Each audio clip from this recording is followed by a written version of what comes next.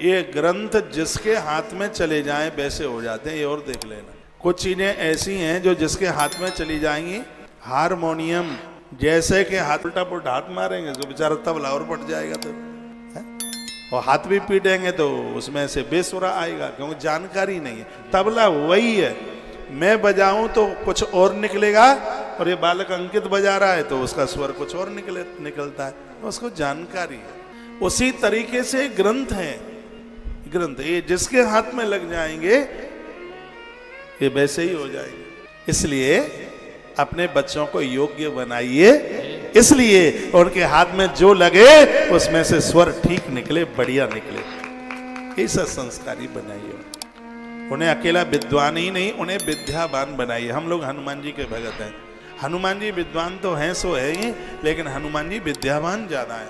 विद्वान तो वो है, विद्वान में तो अभिमान भी होता है, घमंड भी होता है।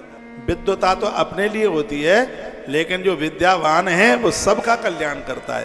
गोस्वामी जी ने क्या लिखा है? विद्यावान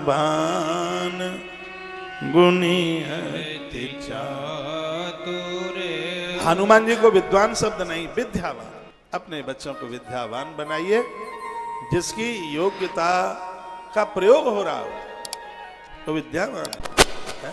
उस समय तो खुला हुआ वस्त्र, ढीला वस्त्र है, हाथ पांव मुंह धो करके पूर्व दिशा में या उत्तर दिशा में बैठ करके भोजन करें, सुपाच्य होगा। वैसे कहते हैं कि जिधर सूर्य जिस दिशा में हो उस दिशा में बैठ करके भोजन करें, क्योंकि सूर्य के सामने भोजन पचता है।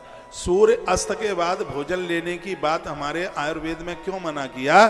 क्योंकि जब सूर्य रहता नहीं है तो जठर बंद हो जाता है, जठराग्नि बंद हो जाती है, और जब जठर ही बंद होगा आग ही नहीं जलेगी, और आप कोंचा कोंचम डालते रहेंगे तो क्या खट्टी खट्टी डकारे आएंगी। ये नियम ले लो। मैंने अभी ग्वालियर में एक बात बोली है, जो सुबह 8 बजे से लेकर 8 बजे से पहले, जो सुबह 8 बजे से लेकर 8 बजे से पहले और शाम को 6 बजे के बाद यदि अन्न पेट में नहीं जाने देता तो 100 साल जिंदगी जी के जाएगा, वो बीमार नहीं होगा।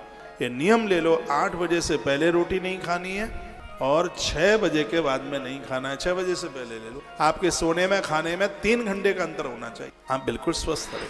अब मैं तो आगे बढ़ रहा हूँ, मैं डॉक्टर तो हूँ नहीं भैया, थोड़ी बहुत किताबें पढ़ लेते हैं तो उसमें से सब सीखने को मिल जाता है, आपके बीच में बोल देते हैं। अपने स्वास्थ्य का जरूर ध्यान रखिएगा। भगवान ने सब कुछ उनके पास से गरीब विद्या चल के आ गई है।